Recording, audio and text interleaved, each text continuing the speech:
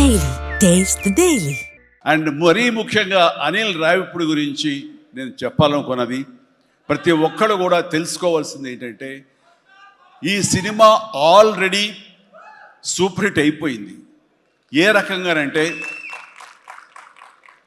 Budget పరంగా with in the limit, అలాగే days పరంగా అనుకున్న దానికంటే తక్కువ రోజుల్లో ఇది అత్యద్భుతంగా తీయగలిగాడు. ఒక సినిమా సూపర్ హిట్ అయిందని ఎలా చెప్పగలవంటే డైరెక్టర్ మొత్తం తన గ్రిప్లో ఉంచుకుని అది బడ్జెట్ దాటనివ్వకుండా విత్ ఇన్ ది టైం చేయగలటం అనేది ఆ సినిమాకి అది మొదటి సక్సెస్.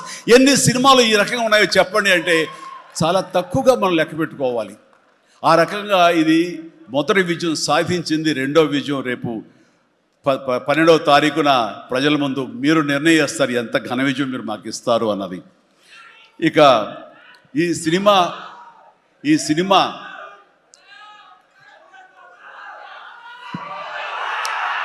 ఓకే, ఇక ఈ సినిమాలో నేను నెక్స్ట్ చెప్పుకోదగిన వ్యక్తి వెంకటేష్, నా బ్రదర్. ఎప్పుడు కలుసుకున్నా సరే చాలా చాలా సరదాగా మాట్లాడుకుంటాం. ముఖ్యంగా ఇప్పుడు మీ ముందు తమాషాగా కామెడీగా హుషారుగా మాట్లాడినా సరే అతనితో 1-to-1 కూర్చుంటే చాలా ఫిలసాఫికల్గా ఇన్ డెప్త్ ఇంతటి డెప్త్ వ్యక్తి వెంకటేష్. అందుకైనా ప్రతి ఒక్కరు ఇంత పాజిటివ్ మనిషి, పాజిటివ్ వైబ్స్ ఉంటాయి ఆ మనిషి చుట్టూరు అంటుంటారు. నిజంగా అతనితో టైం తెలియదు మనకి. ఎంతో తన ఏజ్కి మించినటువంటి విషయాలు తెలియజేస్తూ జీవితం యొక్క పరమావధి ఏంటి, జీవితం ఎలా ఉండాలి, ఎంత పీస్ఫుల్గా ఉండాలి చెబుతుంటే కనుక నాకు మోడర్న్ డ్రెస్ వేసుకున్న చిన్న సైజు గురువులాగా అనిపిస్తుంటాడు వెంకటేష్. నిజం. సో అలాగా సినిమా జీవితాన్ని తన వ్యక్తిగత జీవితాన్ని రెండు బ్యాలెన్స్ చేసుకుంటూ చాలా చక్కగా ముందుకు సాగుతూ ఎంతో ఇన్స్పైర్గా ఉంటుంది వెంకటేష్.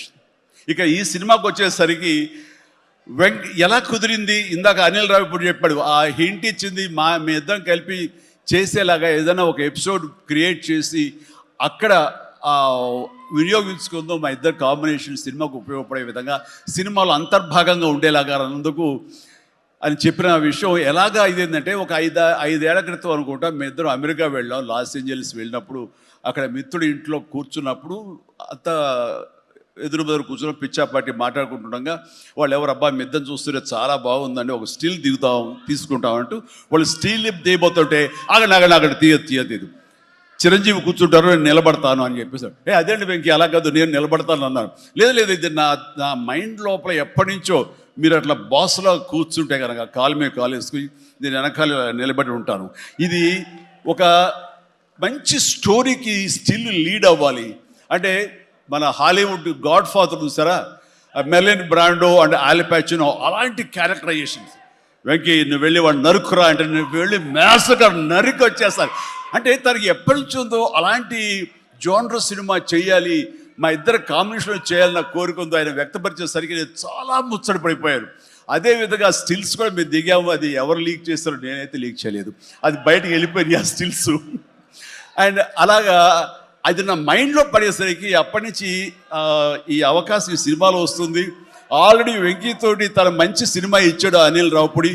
తను మాత్రమే ఇద్దరిని జస్టిఫై చేయగలడు, ఇద్దరికి న్యాయం చేయగలడు అనే ఉద్దేశంతో నేను తనకి హింట్ ఇచ్చినందుకు దాన్ని అత్యద్భుతంగా డిజైన్ చేశాడు.